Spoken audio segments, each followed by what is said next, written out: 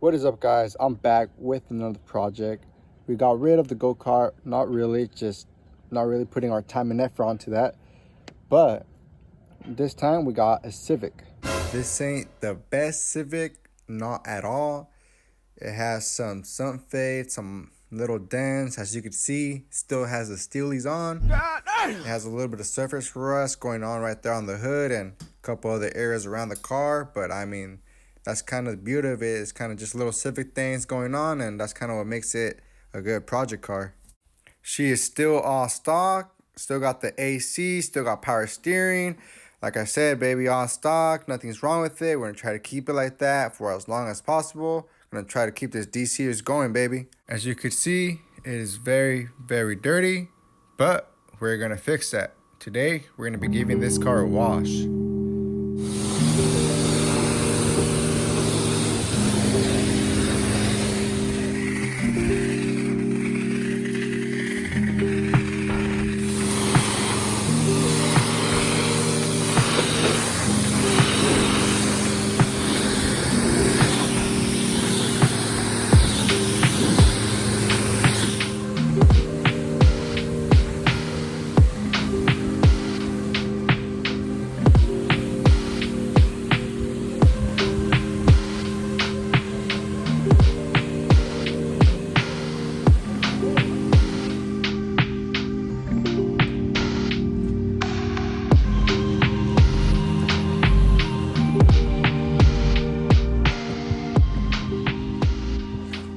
Now that the car looks pretty clean, not bad, just a quick rinse, we're gonna get started on cleaning the engine bay. First, I like to take off the intake, simple bolts, right? It's just gonna be one right here, one right there, and I believe there's one more somewhere right there.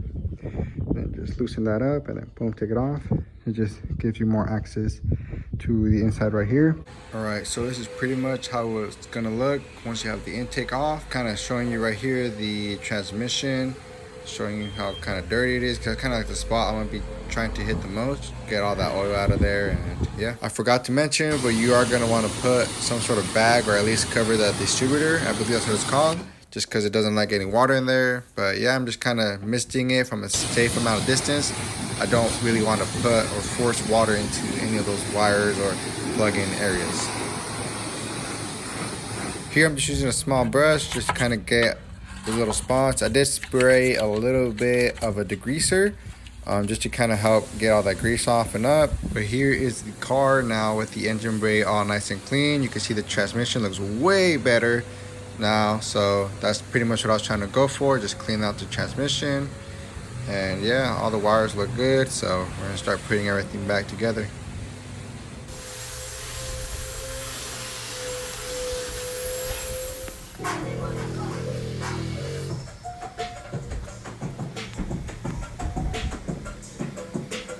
All right, so now that we have the car already all washed, the body, we have the engine bay all nice and cleaned up, just so that it's easier to locate any future oil leaks or anything like that, you know. So just working with a clean space, which I like. So now what we're gonna do is hit up all the plastic trims with some back to black trim restore.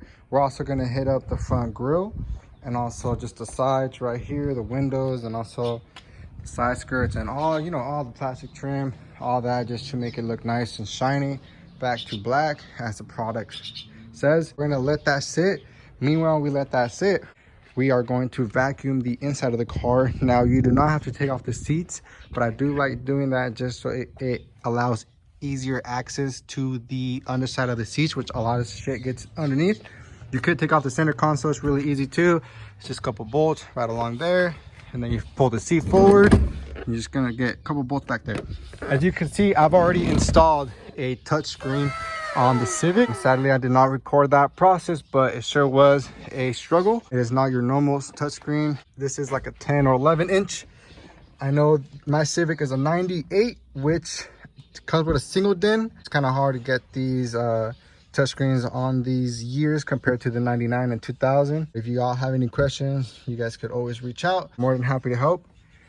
So yeah, with that being said, let's just get started on the engine bay and hitting some of the back to black solutions.